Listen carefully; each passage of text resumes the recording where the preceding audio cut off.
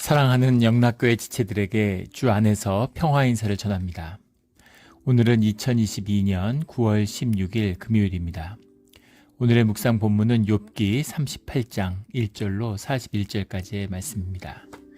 오늘 본문 말씀 38장 1절부터의 말씀은 이렇게 시작합니다. 그때 여호와께서 폭풍우 가운데에서 욥에게 말씀하여 이르시되 드디어 그 친구들과 또 엘리후의 오랜 변론이 끝이 나고 또 욥의 이야기가 끝이 나고 이제 주님께서 말씀하시는 거죠. 주님이 말씀하시면 끝난 겁니다. 주님이 말씀하시면 모든 것의 시작과 끝이 주님에게 있죠. 모든 것을 시작하신 주님이 모든 것을 끝맺으시는 거예요. 또 전능하신 주님, 무소부지하신 주님의 말씀이 임했다라는 것은 모든 것에 답이 임한 것이다 라고 하는 것이죠. 더 이상 이야기할 필요도 변론할 필요도 없는 것이죠. 또 우리가 또 하나 기억해야 될 것은 주님의 말씀이 기록되었다는 것의 의미가 무엇인가라는 겁니다. 우리 여러 번 나눈 적이 있지만 이제까지 그러면 했던 얘기들, 친구들의 이야기는 무익한 이야기였는가? 그렇지 않습니다. 주님의 뜻 가운데서 의미가 있고 우리가 묵상하고 그것을 기억해야 할 의미가 있기 때문에 성경에 기록된 것이고 성경이 하나님의 뜻으로 이루어진 거잖아요. 성령의 감동, 감화로 이루어진 것입니다. 그 모든 말씀 가운데 귀하지 않은 것이 없고 무엇이 무엇보다 더 귀하다 이렇게 얘기할 수 없는 것이죠. 무슨 마가복음이 귀하냐, 요한복음이 귀하냐 이런 얘기를 누가 할 수 있겠어요. 창세기가 귀하냐, 요한계시록이 귀하냐 이렇게 할 수 없는 것이죠. 다 귀한 것입니다. 주님의 뜻 가운데 모든 말씀이 주님의 계시로서 우리에게 주어져 있다라는 것을 기억할 필요가 있죠. 또 그 의미는 무엇이냐면은 하나님의 말씀이라는 것이 성령의 감동으로 인간의 경험 가운데 제한된 것이다. 인간의 경험을 통해서 인간이 알 수 있는 것을 통해서 표현된 것이다 라는 겁니다. 그래서 하나님의 성령의 감동 가운데서 우리는 그 말씀의 뜻을 깨달아 알 수 있는 것이죠. 그래서 그 말씀을 절대적이라는 것은 그것이 살아계신 주님의 말씀으로 우리에게 주어져 있을 때이지 성경의 이 글귀 자체가 절대적인 주님의 말씀과 등치할 수 없다는 겁니다. 굉장히 중요한 이야기예요. 이런 성경의 절대성을 강조하는 이단들이 그렇잖아요. 그래서 그 말씀을 자기 편한 대로 편취하는 거예요. 말씀이 절대적이니까 여기서 이 얘기, 저기서 저 얘기 이런 식으로 취하는 겁니다. 그래서는 안 된다라는 것이죠. 내가 하나님의 말씀을 들었어. 내가 하나님의 말씀을 들어서 내가 하나님의 말씀을 증거해. 내 말이 하나님의 말씀이면 내가 하나님인 거잖아요. 그럴 수 없다는 겁니다. 하나님의 말씀은 오류가 없고 하나님의 말씀은 온전하지만 그것을 증거하는 자의 경험, 그 증거하는 세계의 한계는 분명히 있는 것이죠. 그것을 우리가 기억해야 된다라는 거예요. 성령의 역사하심, 또 그의 음성을 듣는 주의 자녀된 공동체, 그리고 또 천지 만물의 창조자이신 주님의 계시, 이 모든 것들이 같이 조화를 이루어야 된다는 거죠. 이게 주님의 뜻입니다. 그래서 말씀에 대한 그 잘못된 한국 교회의 특징을 기독교 사가들은 신학자들은 외국의 신학자들이 한국 교회사를 연구하는데 한국 교회의 특징이 이제 이단이 많다는 거죠. 한국 교회는 왜 이렇게 이단이 많을까? 그것이 말씀을 맹목적으로 절대화시키기 때문입니다. 누가 나 하나님의 음성을 들었어. 그게 거짓입니까? 들을 수 있죠. 당연히 들어야 되는 것입니다. 그렇다면 내가 하나님의 말씀을 들었으니까 내 말 들어. 그런 걸까요? 아니라는 겁니다. 왜냐하면 하나님의 말씀은 온전하겠지만 그것을 담는 그 그릇이 온전치 못하기 때문인 것이죠. 예전에 제가 잠깐 있었던 수도원에 그 원장으로 계시던 목사님이 큰 교회, 아주 한국을 대표하는 대형 교회의 담임 목사님이셨어요. 근데 그 목사님이 그런 말씀을 하시는 겁니다. 주일이 끝나면 편지가 한 100여 통에 수북히 쌓여 있대요. 백수십 통의 편지들이. 교인이 수만 명 되니까. 그래가지고 목사님한테 개인적으로 만날 수가 없잖아요. 교인이 수만 명인데 어떻게 개인적으로 만납니까? 목사님한테 보내는 편지, 또 옛날이니까 70년대 이럴 때니까 편지들이 수북히 쌓여 있는 거죠. 요즘처럼 카톡이나 메일 할 수 없죠. 그런데 그 편지들을 쭉 앉아서 이제 주일 오후에 앉아서 읽으신다는 거예요. 그러면 그 이야기 중에 뭐 한 100여 통 넘는 편지들 가운데 하나님의 말씀이라고, 하나님 나한테 이런 말씀을 주셨다. 교회에서 이렇게 해야 된다. 이건 이렇게 해라. 저건 저렇게 해라. 이런 모세처럼 주님의 명령을 전하는 그런 편지들이 있다는 거죠. 그런 마음에 상당한 부담을 느끼신다는 거예요. 그게 진짜 주님의 말씀이고 계실 수도 있으니까. 그런데 그 말씀이 계실 수도 있지만 아닐 수도 있겠죠. 그래서 그것을 위해서 분별하는 것. 그게 교회고, 교회의 역사고, 교회의 제도입니다. 또 사람들이 함께 모여 기도하는 이유이기도 한 거죠. 굉장히 조심스러운 것이지만 절대 절대화될 수 없는 것이라는 겁니다.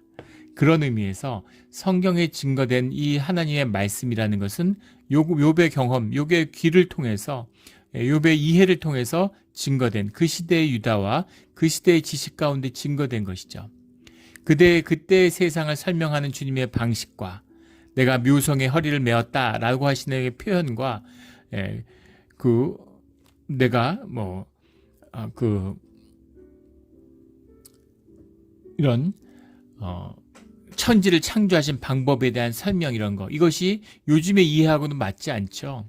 요즘에 뭐 빅뱅을 이야기하고, 빅뱅의 이야기니까 그게 무슨 세상을 다 설명한 것처럼 우리 시대의 이해일 뿐이고 우리 시대의 상식일 뿐입니다. 빅뱅도 뒤집을 수 있겠죠. 지금 그게 맞는 것처럼 보여도 그게 세상의 전부가, 진리의 전부가 아니잖아요. 그러나 그것에 흐르는 분명한 하나님의 계시의 뜻은 있는 것이죠. 우리가 받게 되는 세상의 본질적인 것에 대한 통찰은 있는 것입니까? 그게 뭐겠어요? 빅뱅이 말하는 본질이 무엇입니까? 그것은 엑스 니힐로잖아요. Something from nothing입니다. 무에서 유가 창조되었다는 것이죠. 그것은 분명한 거예요. 창조에 대한 분명한 진실을 세상이, 만물이 담고 있다라는 겁니다. 물리학자들이 과학적으로 세상을 규명하려고 해서 결국 찾아낸 건 뭐냐면 말도 안 되는 소리예요. 한 물리학자는 그렇게 표현을 하더라고요. 그 물리학자들이 온갖 노력을 하고 산을 넘고 강을 넘고 언덕을 넘고 그 진리의 고지에 오르기 위해서 그렇게 애를 써서 진리에 도착했더니 산 정상에 신학자들이 잔뜩 앉아 있더라고. 똑같은 결론에 도달한 것이죠. 말이 됩니까? 어떻게 nothing에서 something이 나와요? 어떻게 무에서 유가 나와요? 말이 안 되잖아요. 무는 무고 유는 있지. 없는 건 없는 거고 있는 건 있는 거지. 없는 거에서 있는 게 나오는 게 말이 돼? 그런데 있는 것을 유심히 깊이 있게 파고들어서 궁구해 보니까 없는 데서 있는 게 나온 게 진짜네? 이렇게 되는 것이죠. 그것을 무슨 양자역학의 얘기, 양자 물리학, 무슨 퀀텀 피직스로 설명을 하던, 아니면 고대의 얘기, 내가 묘성의 허리를 묶었다, 뭐 이렇게 표현을 하던, 그 어떤 표현을 쓰든 간에 그것을 흐르는 주님의 계시와 뜻을 발견해야 된다라는 것이 들어있다는 겁니다. 욥에게 주님이 말씀하기 시작하셨어요. 2절에 무지한 말로 생각을 어둡게 하는 자가 누구냐. 무지한 말, 무지하다라고 하는 말이 이제 우리 많이 나왔던 말이죠. 벨리 다트라는 말입니다. 벨리라는 건 우리 벨리알 할 때 벨리, without이죠. nothing, where out. 원래 원뜻은 써서 다 없어졌다, 이런 얘기죠. 다트라고 하는 것은 야다에서 왔다. 깨달음이 없는 그런 무지한, 무식한 이런 의미죠. 벨리 다트. 그런 걸로 생각을 어둡게 하는 자가 누구냐라는 겁니다. 모든 이런 하나님에 대한 지식을 폐하는 주님의 임재죠. 진짜가 나타나면 가짜는 모두 사라지는 거잖아요. 3절에 너는 대장부처럼 허리를 묶고 내가 내게 묻는 것을 대답할지니라. 대장부처럼 허리를 묶고라고 했는데 케게베르라는 말이 대장부처럼이라는 말이 게베르라는 게 가바르에서 왔죠. 스트롱, 강하다 이런 말입니다. 그래서 대장부라고 해석했는데 용사처럼, 어른처럼 이런 말이죠. 허리를 묶고라는 게 에자르라는 말인데 이게 뭐 영어로 하면 equip 이런 거예요. 뭘 갖추다. 근데 이제 우리 제사장이 주님 앞에 나올 때 제사장의 복장을 입잖아요. 그때 이제 허리를 동이는 것, 그런 걸 비유적으로 표현하는 거죠. 허리를 묶는다라고 하는 게 이제 그런 의례를 갖추는, 준비를 하는, 우리가 그렇죠. 복장을 갖추잖아요. 의식을 할 때 복장을 갖추는 것처럼 그렇게 준비를 하고 그 말씀에 들을 준비를 하고 앞에 나와라, 이제 이런 말씀인 것이죠. 4절에 내가 땅에 기초를 놓았을 때 내가 어디 있었느냐. 내가 깨달아 알았거든 말할지니라. 이게 4절이 중요한 말씀인데 내가 깨달아 알았거든 이라는 게 예, 야다타 비나라는 말입니다. 예, 하게드 임 야다타 비나 이렇게 되어 있는데, 예, 하게트라는 게 말하라 이런 것이죠. 임이라는 게 if 무엇 했다면, 야다타 비나라는 게 비나를 네가 알았더라면 야다죠. 재밌는 표현이죠. 야다도 알다는 얘기고 비나도 안다는 얘기인데 차이가 있어요. 야다타라는 거, 우리 야다라는 것은 우리가 깨달아 안다, 몸으로 깨달았다 이런 말입니다. 우리의 경험적인 지식을 이야기하는 거죠. 우리가 내가 깨달아 안 거예요. 머리로 들어서 아는 게 아니라 내가 직접 해봐서 내가 깨달아 알아요. 야, 고추장이 맵대. 우리 지식이죠. 근데 내가 고추장을 입에 먹어봤어요. 어우, 왜 이렇게 매워? 이거 뭐 청양고추로 만들었나? 할라피뇨로 만들었나? 어떻게 이렇게 맵지? 그 내 혀를 통해서 내가 깨달아 안 거잖아. 이게 야다입니다. 내 몸으로 깨달아 내 살아있는 지식으로 안 거. 이게 야다죠. 비나라고 하는 것은 이건 뭐 이제 그 being이라는 말을 썼죠. 뭘 분별하다 이런 뜻도 있는데, 이 비나라고 하는 것이 야다랑 함께 나올 때 가지는 의미는 뭐냐, 구별되는 의미는 무엇이냐면 이것이 선험적인 지식을 이야기한다는 거예요. 세상이 13차원으로 돼 있어. 예, 뭐 5차원의 존재가 있어, 6차원이 있어, 뭐 13차원이 있어, 11차원이 있어. 이걸 우리가 어떻게 경험해서 압니까? 예, 우리가 3차원의 세계죠. 물리학적으로 얘기하면 4차원의 세계, 시공의 세계 안에 꼼짝 못하게 갇혀져 있어요. 그래서 우리가 그걸 넘어갈 수 없습니다. 우리가 그걸 어떻게 경험하고 압니까? 그러나 우리가 그것을 통찰할 수 있는 그런 선험적인 지식이 있죠. 그걸 어떻게 알지? 예, 어떻게 우리가 하나님을 만나면 하나님을 알까? 우리 경험 안에 없는데. 내 경험을 확인하는 것이, 내 경험 속에서 세상을 인식하는 것이 인식구조상, 인지학의 원리죠. 인식의 기본입니다. 근데 내 선험적 개념이 없는데, 어떻게 하나님을 만난 적이 없는데 하나님을 어떻게 알아? 그런데 만나면 아는 것이죠. 예, 우리 가슴 속에 새겨져 있는 그런 지식인 거죠. 예, 철새는 어떻게 자기 고향에 와본 적이 없잖아요. 바다 거북이가 해변가에 와서 새끼를 놓습니다. 그럼 새끼가 알을 깨고 나가서 바다로 들어가요. 바다로 가야 되는 걸 어떻게 할까요? 죽어라 바다로 가죠. 바다로 가서 헤엄치면서 살아요. 바다에서 잘 살고 평생 바다에 살았는데, 그런데 큰 바다 거북이가 이제 알을 낳을 때가 되면, 엄마가 이제 알을 낳을 때가 되면 다시 자기가 태어났던 바닷가로 돌아옵니다. 예. 기가 막히잖아요. 그 섭리가 기가 막힙니다. 어떻게 알고? 예, 그거 정신 없어서 태어나서 몇 시간 만에 바다로 들어갔는데, 그리고는 수십 년을 살았는데 어떻게 자기가 태어난 곳을 찾아올까요? 예, 몸에 각인되어 있는 지식인 거죠. 몸에 각인되어 있는 지식입니다. 예, 비나라고 하는 것은 그렇게 우리가 내 경험 속에서 하는 게 아니라 그냥 주어져 있는, 그냥 알아버리는 그런 지식이죠. 예, 선험적이라고 하는 건 내 경험에 앞선, 경험을 뛰어넘는 지식, 통찰적인 지식, 그런 걸 가지는 것이죠. 그럼 인간도, 그런 동물들도 그런 게 있지만, 인간이라고 하는 건 이성이 있고 추리하는 능력이 있기 때문에 그것을 통해서 만날 수 있는 선험적인 세계가 있다는 거예요. 그냥 기억을 통해서 쌓는 지식이 아니라 경험적인 지식을 뛰어넘는 선험적이고 통찰적인 지식이 있는 것, 이것을 이제 비나라고 합니다. 야다타 비나라고 하는 것은, 네가 만약에 그런 것을 깨달아 알았더라면, 네가 창조의 지식을 알아? 네가 창조의 세계의 비밀을 알아? 안다면 한번 얘기해봐. 이런 말씀이죠. 모른다는 거죠. 우리가 주님을 알 수 있는 건 주님이 우리에게 알려주시는 데까지 아는 것이죠. 창조의 세계에 대해서 주님이 말씀하고 계세요. 7절까지. 7절에 그때 새벽별들이 기뻐 노래하며 하나님의 아들들이 다 기뻐 소리를 질렀느니라. 예, 새벽별들이 기뻐하며, 새벽별들이라는 게 코크베 보게르라는 말인데, 코크베라는 게 이제 스타스, 별들, 보게르라는 게 모닝입니다. 모닝스타예요. 예, 모닝스타. 새벽별들인데, 이 새벽별들이라고 하는 것은 이제 전통적으로 우리 성경도 그렇지만 천사들을 의미하는 뜻으로 쓰입니다. 하나님의 아들들도 천사들을 이야기하는 거죠. 새벽별들이 기뻐 노래하며 하나님의 아들들이 다 기뻐 소리를 질렀느니라 라는 건 천사들을 강조하기 위한 것일 수도 있고, 또 세상에 대해 주어진 창조의 것들과 또 그것 가운데 주님의 역사 가운데 함께했던, 동역했던 천사들을 지칭하는 것일 수 있겠죠. 근데 중요한 것은 무엇이냐면, 기뻐 노래하며 기뻐 소리를 질렀느니라 라는 거죠. 창조의 본질, 하나님이 좋았더라 하고 말씀하시잖아요. 하나님이 좋으셨던 거예요. 세상의 창조의 섭리에 흐르는 가장 기본적인 창조의 원리가 기쁨이라는 겁니다. 주님이 우리를 기쁨으로 낳으셨어요. 예. 엄마가 자식을 보면 뭐라 말할 수 없는 기쁨을 느끼잖아요. 예, 그 부모의 기쁨을 뭐라고 얘기할 수 있겠습니까? 예, 낳느라고 고생하고 엄마 죽을 뻔했는데, 그리고 온갖 고생하고 그렇게 자식을 키웠는데 그 자식이 말할 수 없는 기쁨을 주는 거죠. 예, 뭐라 할 수 없는 기쁨을 주는 겁니다. 그 기쁨의 섭리, 그것이 창조의 섭리다라는 거죠. 주님이 기쁨으로 우리를 지으셨고 우리가 주님의 기쁨이에요. 굉장히 중요한 것입니다. 예, 이 중요한 비밀을 항상 잊지 않는, 우리가 주님의 기쁨이라는 것을, 주님이 우리를 기쁨으로 사랑하신다는 것을 절대 놓치지 않는, 예, 마귀가 이것을 속이고 감추려고 하죠. 이걸 비틀려고 합니다. 절대 속지 않고 이 기쁨을 붙잡고 삶의 이 자유의 이 생명의 본질인 생명이 기쁨이에요. 이게 비밀입니다. 예. 사람들이 기쁨을 쫓아서 인생을 다 망가뜨려요. 근데 원래 기쁜 거예요. 생명이 기쁜 겁니다.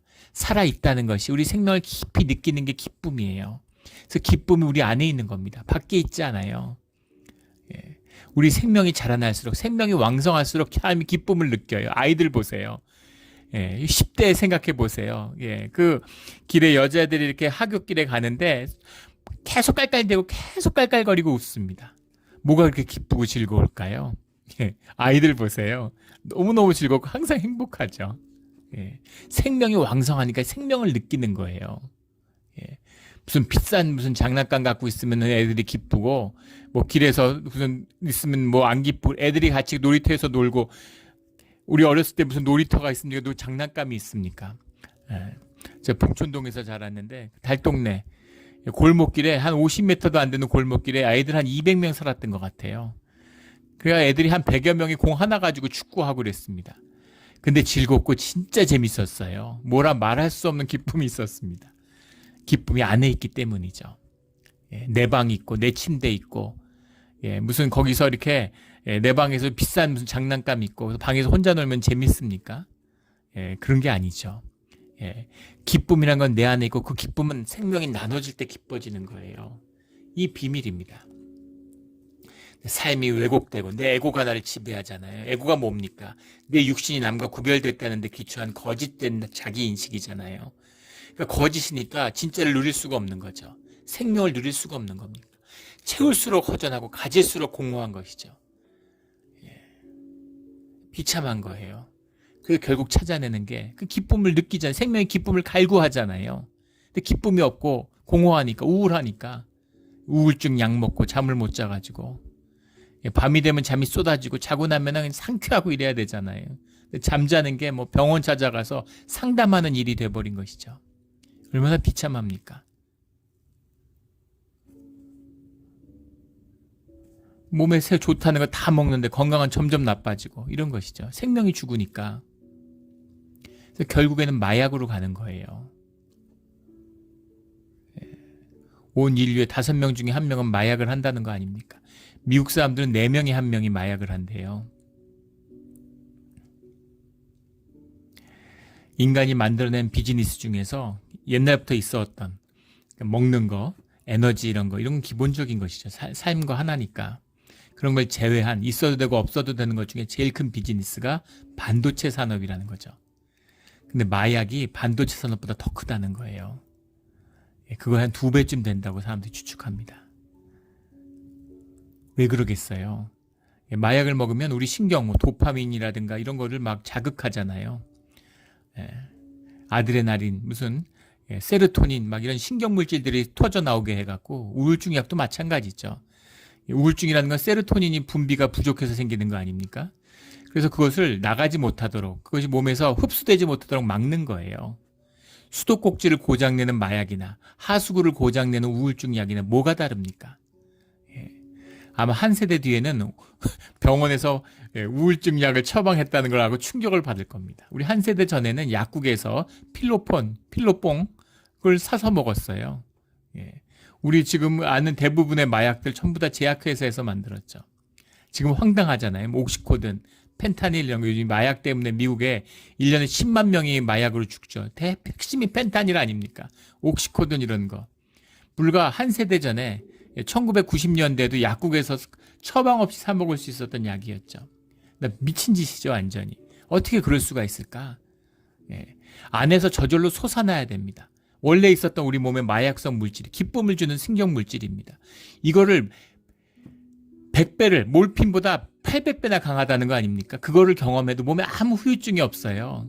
그걸 매일 경험해도 아무 몸에 문제가 없는데 마약으로 그걸 경험하면 딱 3번만 열흘 안에 경험하면 인생이 나락으로 가는 거죠. 이것이 인간이 하는 일과 하나님이 하시는 일의 차이예요. 이 기쁨입니다. 이 창조의 원리, 창조의 섭리를 절대 놓쳐서 안 되는 것이죠. 이 생명의 비밀을 붙들고 살아가는 우리 모두가 되기를 주의 이름으로 축원합니다. 13절에 그것을 땅끝을 붙잡고 악한 자들 그 땅에서 떨쳐버린 일이 있었느냐. 12절에 내가 너희 날에 아침에게 명령하였느냐. 새벽에게 그 자리를 일러주었느냐. 예.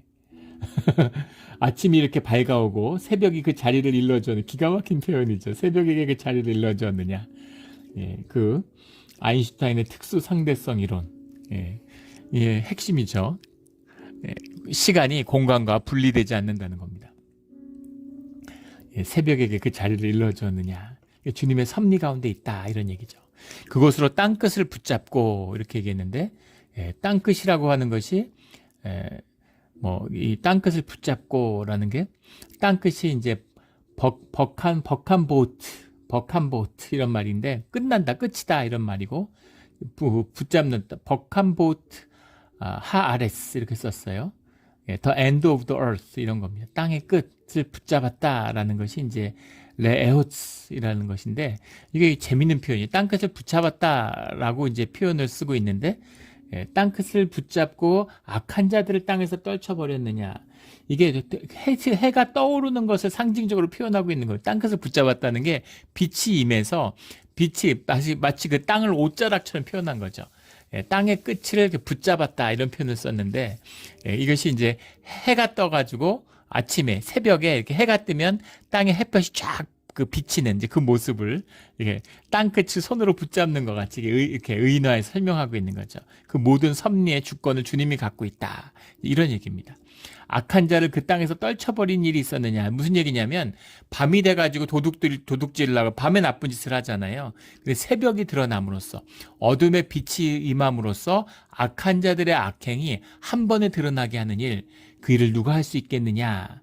이제 그런 거죠. 14절에 땅이 변하여 진흙에 인친 것 같이 되었고 그들은 옷같이 나타나되 땅이 변하여 진흙에다 도장을 찍은 것처럼 되었다. 진흙에다 도장을 찍으면 분명하잖아요. 발자국 찍어보면 분명한 것처럼 확실하게 드러난다. 확실하게 밝힐 수 있는 자가 누구냐라는 거죠.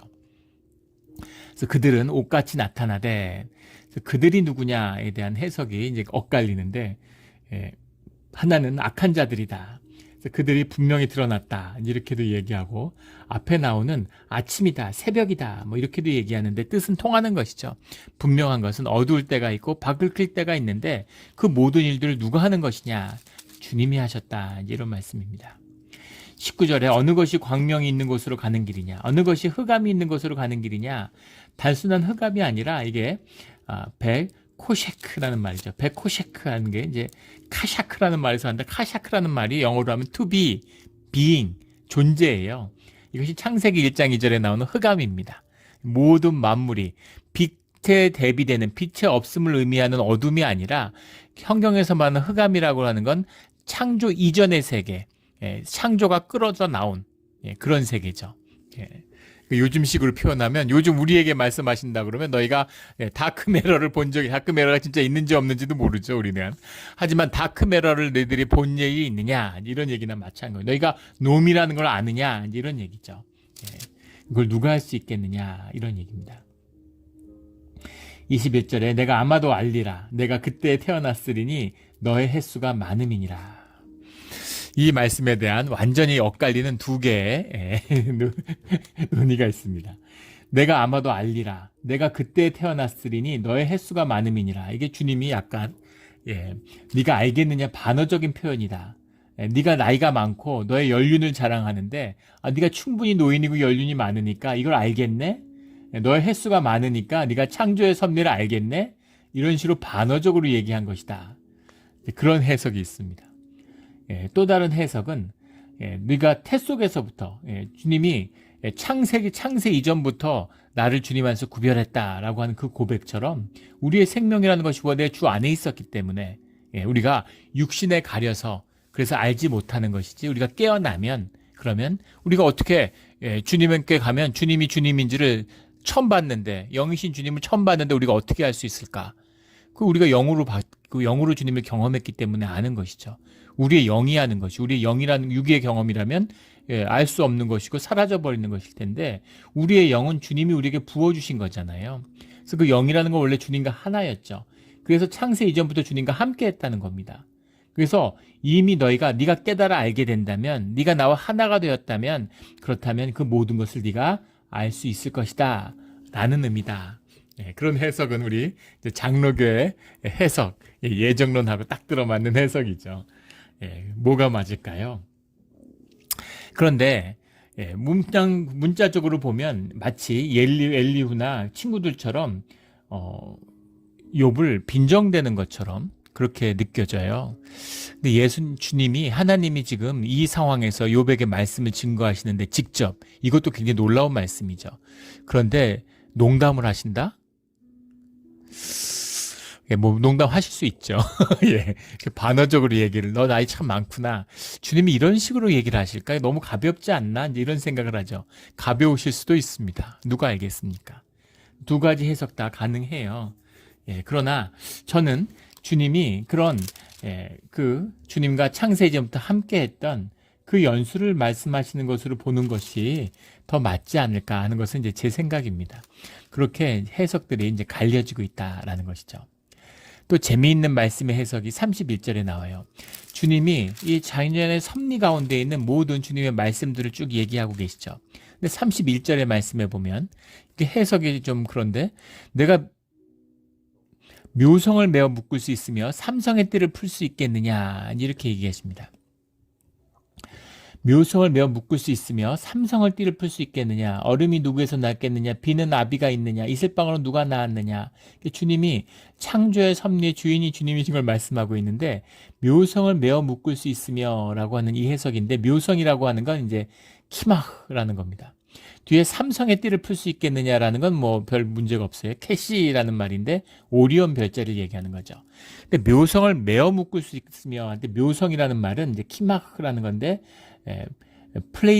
플레이디스라고 해서 플레이디스 황소자리를 얘기하는 거죠. 근데 황소자리에 7개의 별이 있는데 그 7개의 별에 뒤에 메어 묶을 수 있느냐라고 하는 것이 이제 그 하카세르 마호트 마다호트 하카세르 마다호트 이런 말이에요. 하카세르라는 건 이제 묶는다라는 건데 앞에 있는 묶어 메어라고 하는 게 이제 마다노트라는 말이죠. 이 마다노트라고 하는 말이 이제 여러 가지 의미가 있어요. 그래서 해석이 갈리는 겁니다. 여기서 메어 묶는다 그래서 뒤에 하카세르에 붙여서 바인드에 묶은 것이죠. 그런데 이 마다호트라는 게 이제 좀 애매한 단어예요. 이 말 자체에는 부드럽다, 스윗인데 이런 말들이 있습니다. 또 인플루언스 이렇게도 해석을 해요. 그 이유는 뭐냐면 이것이 역사적으로 이 황소자리, 플레이디스 별자리가 이 수학과 밀접히 관련이 있기 때문입니다. 황소자리의 움직임이라는 것이 농산물의 수확, 과일이 익는 것 이런 것과 연관이 있는 거죠. 그래서 이 별의 영향력이라고 하는 것이 작물에게 영향을 미친다고 고대인들은 믿었어요. 황소의 별자리를 유심히 관찰한 것이죠. 왜냐하면 황소의 별자리가 움직이는 것에 따라서 곡식들이 여물기 때문이에요. 마지막에 수박, 갑자기 장 맞아서 여름에 한 달 정도 빨리 이렇게 따게 되면 그런 맛이 없죠. 그것이 완전히 연그러야 되는 것처럼 맛의 의미가 별자리에 있다 이렇게 있었던 겁니다. 그런 게 많죠. 남아있는 게 우리가 미친 사람을 루너틱이라고 그러잖아요. 영어에서 달을 보고 있으면 사람의 마음이 이상해지죠. 실제로 지구상에 있는 생물들이 달의 깊은 영향을 받고 있다는 거잖아요. 여성의 월경 주기도 달과 영향이 있다. 이런 해석도 많습니다. 있을 수 있겠죠. 왜냐하면 모든 생명체가 영향을 받는데 인간이 안 받겠어요? 달을 보고 있으면 정신이 이상해진다는 거죠. 루너틱이라는 말이 나왔습니다. 그 말이 맞는지 안 맞는지 궁금한 분들은 보름달이 떴을 때 한번 달을 유심히 봐보세요. 마음이 변하고 이상해집니다. 우리가 달을 보면 뭔가 이번에 얼마 전에 달이 떴었죠. 60년 내에 제일 밝은 달이 지난주인가요? 그렇게 보름달이 떴었습니다. 그 달을 휘영청 밝은 달을 보면 마음이 이상해지죠. 그렇게 뭔가 우리의 심리 상태와 별자리가 깊은 영향이 있다. 그래서 별에 대한 깊은 관심을 가졌던 거예요. 그래서 이것을 묶고 메어 묶는다고 했는 게 아닌데 그것이 아니라 묘성의 영향력을 그것을 누가 주었느냐 이렇게 해석하는 거죠. 묘성의 그 스윗니스, 인플루언스를 누가 주었느냐 이렇게 해석하는 겁니다. 그리고 마다호트라는 말에는 빛난다는 뜻도 있습니다. 그런데 이 황소자리가 7개의 별로 이루어졌는데 이게 반짝반짝 빛나죠. 그래서 이 플레이리스 별자리가 그렇게 반짝반짝 빛나는 그 빛을 누가 줬느냐, 누가 빛나게 했느냐 이렇게도 해석할 수 있는 겁니다. 그런데 이것이 이제 클러스터잖아요. 묶여 있는데 이게 묶임, 뭐라고 해석을 하니까 이걸 메어 묶는다 이렇게 약간의 의역을 가한 거죠. 근데 별자리가 이렇게 왜 묶여서 다닐까? 그걸 묶을 수 있는, 왜 7개 별자리가 흩어지지 않고 7개가 하나로 묶여서 뭉쳐 다니느냐? 그 묶임을 누가 줬느냐? 이렇게도 해석할 수 있는 거죠. 그래서 여러 가지로 해석이 가능해요. 그런 해석이 가능한 이제 그런 말씀입니다. 근데 하여간 중요한 핵심은 그것이 무엇이든 그 모든 신비의 중심에 주님이 계신다라는 거죠. 오늘 말씀 가운데 또 재미있는 말씀은 36절의 말씀입니다. 가슴 속의 지혜는 누가 준 것이냐? 수탉에게 슬기를 준 자가 누구냐?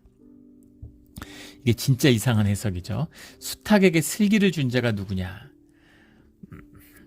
일단 우리 문화에서는 이제 수탉이 지혜가 있다는 말이 와닿지 않죠. 우리는 이제 닭이라는 건 지혜가 없는 것의 상징이잖아요. 저희 군대에 있을 때 이렇게 좀 어리버리하고 이런 사람들 이제 고문관이다. 고문관이라는 건 이제 미군들이 고문관으로 한국군을 했는데 미국 사람들이 한국 사람들이 약삭 빠르잖아요. 눈치가 빠르고 미국 사람들이 멍하잖아요. 거기서 고문관은 이제 바보를 지칭하는 거죠. 근데 그 바보보다 더 심한 말이 있는데 그 말이 입에 담기는 그렇지만 이제 닭대가리라는 말입니다. 닭대가리. 닭이 이제 머리가 나쁘다. 실제 닭이 머리가 나쁘다 그러죠. 닭이 까마귀보다 머리가 훨씬 나쁩니다. 까마귀가 닭하고 비교하면 천재죠. 까마귀가 천재면 닭은 거의 지진아 수준이에요. 까마귀가 왜 그렇게 머리가 좋은가? 지금 과학계 최대 의문 중에 하나, 조류 중에 까마귀. 그 까마귀보다 더 과학자들 힘들게 하는 게 문어죠. 문어가 머리가 엄청나게 좋고 도구도 쓴다는 거 아닙니까?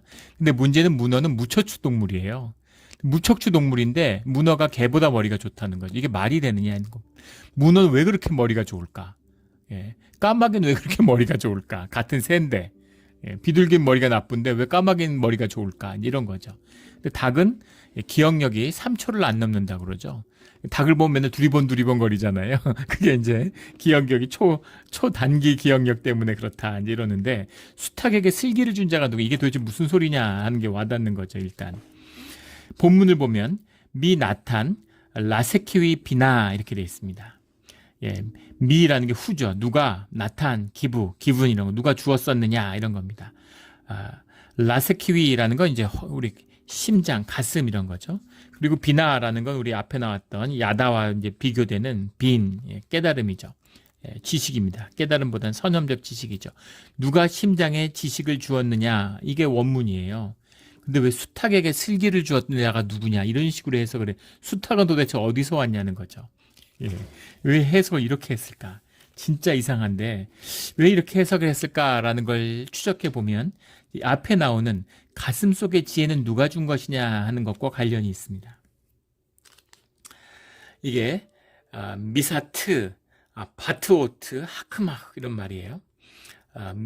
미사 이게 이제 누가 이런 거죠. 트라는 게 풋, 누가 넣어줬느냐 이런 거죠. 바트오트, 하크마라고 하는 것은 이제 카캄에서 우리 많이 나왔던 말이죠. 위즈덤, 지혜를 말하는 겁니다. 호크마죠. 호크마 이거 굉장히 지혜 문학. 우리 유대 지혜 전통 이런 거 할 때 호크마입니다. 베트오트라는 게 문제인데 베트오트라는 말이 투아흐에서 왔는데 이게 굉장히 난해한 말이에요. 투아흐라는 말의 원뜻은 코팅한다, 뭘 덮는다, 오버스프레드, 펼친다 이런 말입니다. 그래서 이 투아흐라는 말에서 여러 가지 뜻이 이제 유추될 수 있는 거죠. 바트오트가 뭐냐는 겁니다. 첫 번째는 심장이나 지성을 의미하는 것이다. 이렇게 해석을 하는 거예요. 예, 바트오트가 이제 마인드, 그래서 심장, 그래서 가슴으로 해석을 한 거죠. 두 번째는 이것이 대기현상, 비, 구름 이런 뜻도 들어 있습니다. 예, 구름, 비 이런 게 넓게 구름이 펼쳐지는 것, 대기 이런 것을 해석할 수 있고 그런 뜻을 가지고 있어요. 이런 뜻에서 나온 게 무엇이냐면 그 다음에 해석 가운데 나오는 따옥이나 수탉이라는 것입니다. 따옥이라고 하는 것, 이집트 따옥이라고 하는 게 나일강의 범람을 알려준다 그러죠. 나일강이 범람될 때 따옥이가 우는 거죠. 그러면은 나일강이 범람한다는 거, 주기적인 범람을 알아요. 그 다음에 이제 수탉이 새벽을 알려주죠. 수탉이 회를 치잖아요. 지붕에 올라와서 울면은 새벽이 오는구나 하는 것. 어두울 때인데 이제 새벽이 왔구나 하고 아는 거죠. 수탉이 새벽을 알려주는 건 수탉한테 새벽이 오는 걸 누가 알려줬느냐. 따오기한테 나일강이 범람하는 걸 누가 알려줬느냐라는 거죠. 큰 태풍이 오면 배에서 쥐들이 바다로 뛰어내린다는 거잖아요. 어떻게 알았을까? 뭔가 초능력이 있는 거죠. 예, 그런 신비한 능력들. 대서양의 고래하고 태평양의 고래가 무선파를 쏘아가지고 서로 교신한다는 거 아니에요? 네, 기가 막히죠. 그래서 배들이, 그 고래들이 수백 마리씩, 막 수천 마리씩 육지로 몰려와서 해변에 떼주고 마는 게 있죠. 그 해저 케이블 때문에, 또는 그런 배들이, 잠수함들이 쏘는 통신 때문에 그 고래들이 통신이 교란돼서 방향을 잃기 때문이다. 뭐 이런 식의 해석도 있습니다. 그런 타고난 그런 깨달음을 누가 줬느냐 하는 그런 의미죠. 그래서 베타우트에서 투아흐라는 말, 투아흐라는 말이 대기현상, 거기서 따오기 수탉이라는 의미로 발전한 거예요. 거기서 더 발전하면 이 모든 지혜의 상징, 이집트의 토트를 의미하는 투아흐라는 게 토트를 의미했다. 예. 바토트라는 말이 토트에서 왔다라고 하는 식의 해석도 있습니다. 토트라는 것은 이제 이집트 신앙 중에서 그런 그 지혜의 상식, 지혜의 신이잖아요. 알파벳을 처음 만든 이제 신이 토트죠. 예, 지혜의 상징이 토트인데 이 토트라는 건 물론 그리스의 이제 헤르메스에서 왔습니다. 예, 제우스의 전령이죠. 예, 모든 소식을 전하는 날개 달린 신발을 신는 모습으로 표현되는 그 그리스의 헤르메스가 이집트의 토트가 그리스의 헤르메스가 됐고 이것이 나중에 이제 로마의 머큐리가 되는 거죠. 예, 그런 지혜의 신, 지혜의 상징 토트다. 예, 그래서 누가 토트에게 슬기를 주었느냐, 누가 토트에게 지혜를 주느냐, 토트조차도 하나님 밑에 있는 것이다. 예, 토트에게 토트가 지혜를 얻었는데 어디서 지혜를 얻었어? 토트한테 지혜를 준 사람이 누구야 도대체? 그게 하나님이다. 하나님은 그런 분이야. 너희들이 신이라고 믿고 있는 토트, 헤르메스, 머큐리 그런 애들이 지혜를 얻는 것도 결국 주님이 주신 거지, 이런 이야기인 거죠. 그래서 이런 다양한 해석이 있어요. 그 의미를 이해하면 이 바트아우트라는 말의 이 어원, 트아흐라는 말의 의미를 이해하면 수탉에게 슬기를 준 자가 누구냐라는 해석이 어떻게 나왔을까 하는 것을 짐작할 수 있는 것이죠. 예. 그래서 주님이 39절에는 내가 먹이를 사냥하겠느냐, 사자를 위하여 젊은 사자의 식욕을 채우겠느냐 이렇게 말씀하시죠. 이게 주님의 위대한 섭리죠. 예. 사자가 어마어마하게 먹죠. 예.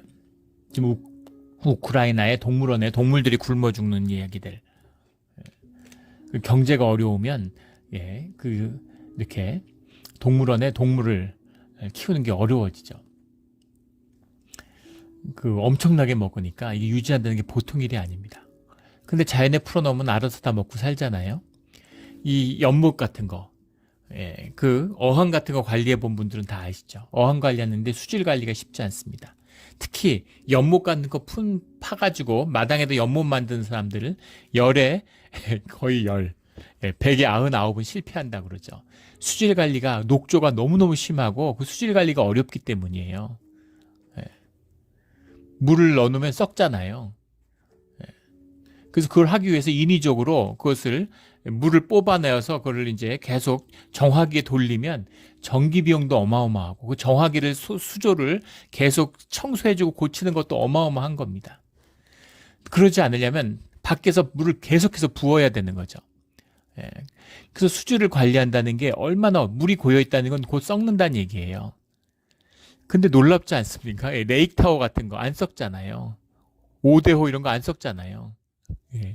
지구의 물, 바다 안 썩잖아요. 예. 그 수많은 생물들이 죽어서 다 바다로 깔아앉는데 이 대기에 이 지구가 완벽한 하나의 생태계로 돌아가는 거죠. 우주가 또 우주로서 돌아가는 거잖아요. 이 깊은 섭리를, 이걸 누가 하는 것이냐라는 거죠. 예.